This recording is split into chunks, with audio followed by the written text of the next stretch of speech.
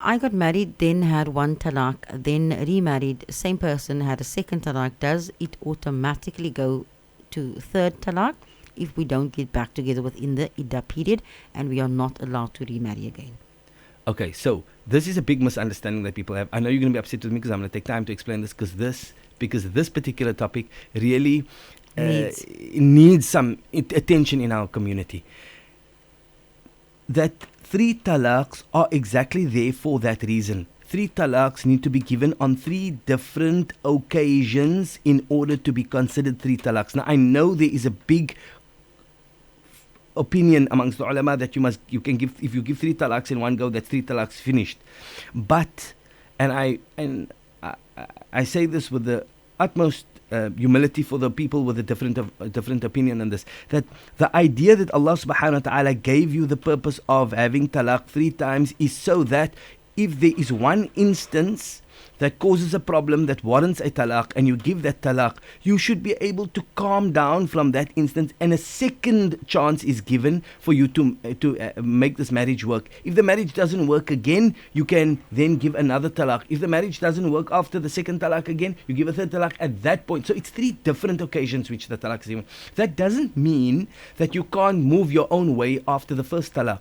That is just means that that particular person is still available for you to marry after one talaq. So if you make ruju', if you return her within the iddah period, which is the right of the man to return his wife in the iddah period, then they don't need to do nikah again. If they wait till after the iddah period, you can marry that person again, but a fresh nikah must be made. When you make a fresh nikah, it's not like reset button. That was one, now this is the second time. So if you are now, after your first talaq, you married again, you have now 2 talaqs before you can no longer marry that same person unless a third person gets involved. Like, I don't have to elaborate on that. So that is the ruling with regards to talaq. And it is only that it makes sense, because if I give you one talaq, you are now talaqed from me.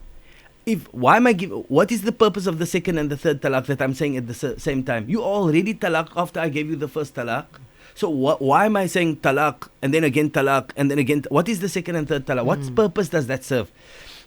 So that's why they have talaq raja' and talaq bayn, because you want to say this is an emphatic talaq, but you can only know that emphaticness of that talaq if you don't make ruju' in its period. Then you can go back and consider what type of talaq it is. But you can tell someone, look, I'm talaq you, I'm never marrying you again. Why in the moment of the heat of the moment must you go and disrupt some kind of future endeavor? Maybe you fall in love with that lady again in a year's time. Now you were so trigger happy, you gave 3 talaqs in one go. Now you can't. Now you're looking at each other in each other's eyes. Oh, we can't do anything now. Why did you do that in the first place? Just give one talaq. If a second incident happens and you are by your sound mind and you give the second talaq, then you let the second talaq go, and the third talaq you give the third talaq. Then you can see after that. But it must be 3 different situations. So based on what you're explaining, Maulana, does that mean that when someone does give you 3 talaqs in one go, does that other 2 still stay valid? So you see, this is why I don't like to answer short, because if I answer short now, we have all these things. I would have come to that if we had to say.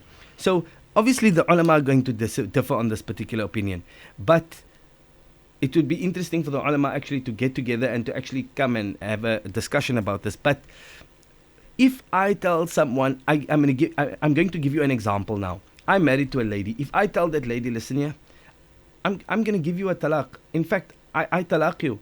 And then she says, oh, you're giving me a talaq.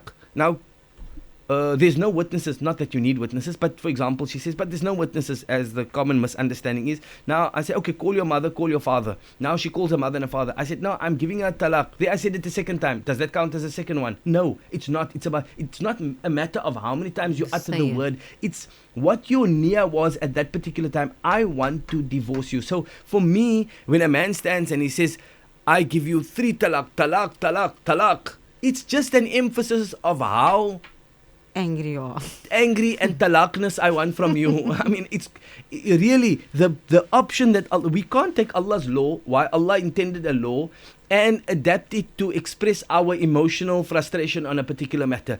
It is about three circumstances separately, three separate occasions, or it can be one instance, for example, but which two violations happened in that one instance, and I can say, I found out about this violation, and I give you a talaq. Now I find out in that same instance there was another violation. You lied to me also. Now I give you another talaq because when I come to hear that fact, that's a different. I'm giving you talaq for two different reasons. It's one instance, two different reasons, which still counts as two talaqs. Do you understand? But now you come home, your wife put too much salt in the food. You tell her, listen, I told you before, don't put too much salt in the food, or you missed the salt in the food. I'm giving you three. I mean, why get angry about something like that, and why abuse Allah's law like that?